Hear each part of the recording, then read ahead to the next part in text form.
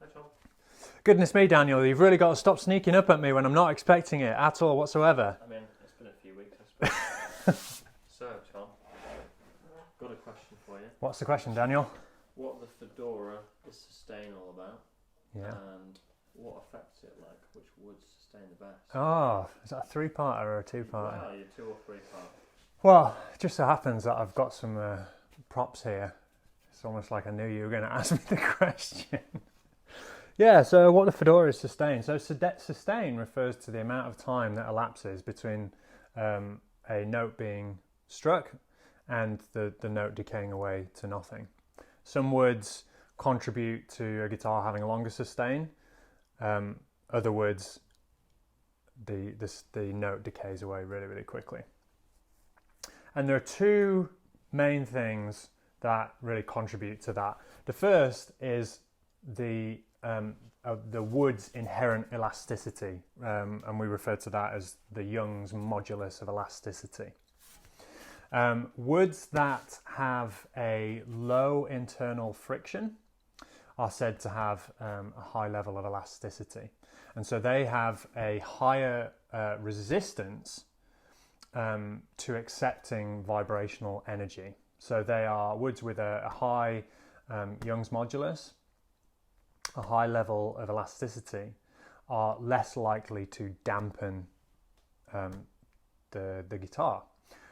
So therefore are going to contribute to a guitar having much better sustain. So this is a piece of Wenge, which is has fantastic sustain. It's a great sounding tone wood. And what's really important about this is that it also is quarter sawn.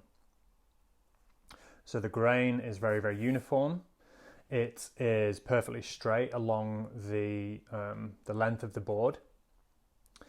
But also it's the kind of internal vascular structure, the Trackheads, I think I'm pronouncing that, Trackheads, which are the kind of straw-like structures which carry moisture and nutrients up the tree when it's growing, are parallel to the surface of the board.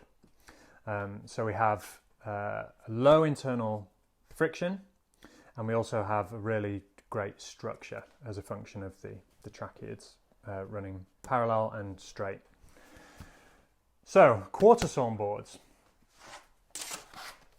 So we've talked about the Young's modulus and how that affects things, but also how the board is cut. So we have 2 pieces of mahogany here. One is quarter sawn and straight grain. The other is highly figured. So same species of wood, but the internal structure is different. So on this board, the Trackheads, somebody please correct me in the comments there because I'm not 100% sure.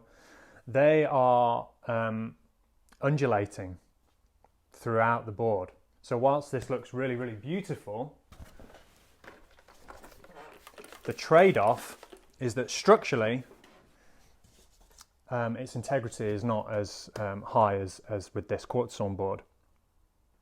So a board like this will have a higher internal friction, and as a result it is more susceptible to dampening. It's more likely to accept the vibrational energies in the system and stop them being converted into audible sonic energy. Make sense? Makes sense, yeah. So, to summarise, we've got to think about a wood's Young's modulus of elasticity, the measure of its internal friction, and also how a piece of wood is cut, whether it's quarter sawn or whether it's more flat sawn or highly figured, etc., etc. Cool. And that is what the fedora is going on with sustain. Nice. Do you want to play us out with a bit of tap tone? Oh yeah. Dead as a doornail. Thanks so much for watching this episode of Lutherie WTF. If you enjoyed this episode, please consider hitting the subscribe button and also maybe the bell button as well so you're notified. So that you're notified. You receive notification of our new videos. It really helps to support the channel. And if you have any questions If you would like to know what the frangipan is going on with any aspect of Lutherie, let us know in the comments.